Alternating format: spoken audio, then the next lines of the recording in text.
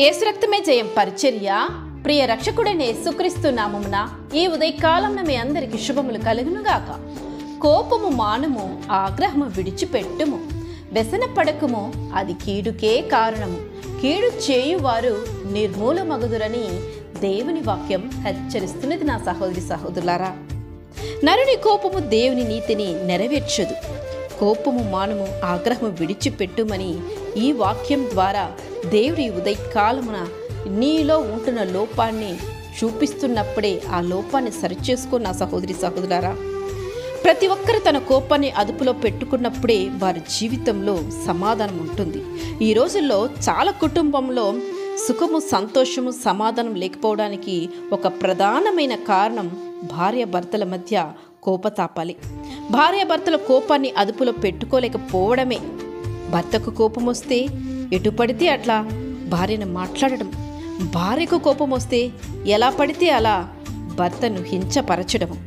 ఇలాంటి పనుల వల్ల సాతాను నీ కుటుంబంలో చొరబడతాడే తప్ప నీ కుటుంబంలో సమాధానం ఎంత పరిస్థితిలోనూ నిలవదు.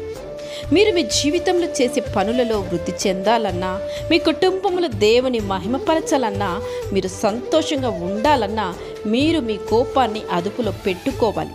ఏ సమయంలోనైనా ఎవరి మీదైనా నా కోపం వచ్చినప్పుడు నీ కోపాన్ని ఎటు పడితే అలా రగిలిపోకుండా, అలా ప్రదర్శించకుండా సమాధానముతో, సాత్వికమైన హృదయముతో సహించి దేవుని చెంత ఆ యొక్క విషయాన్ని సమర్పించు.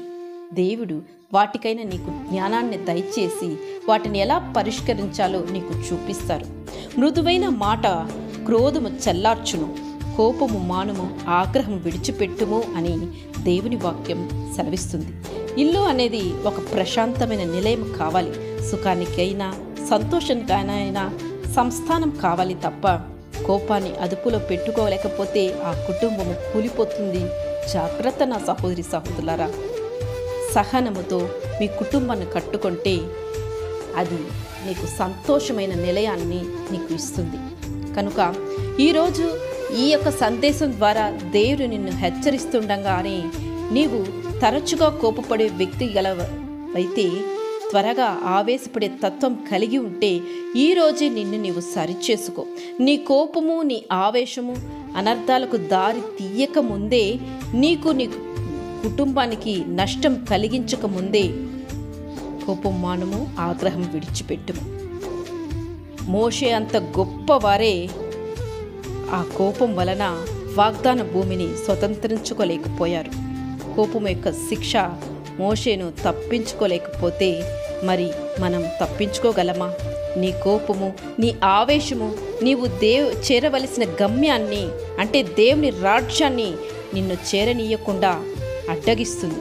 కనుక నేడే ఇప్పుడే ఈ యొక్క తత్వం నుంచి, ఈ యొక్క స్వభావం నుంచి విడుదల కావాలి అని మోకరించి ప్రార్థించు.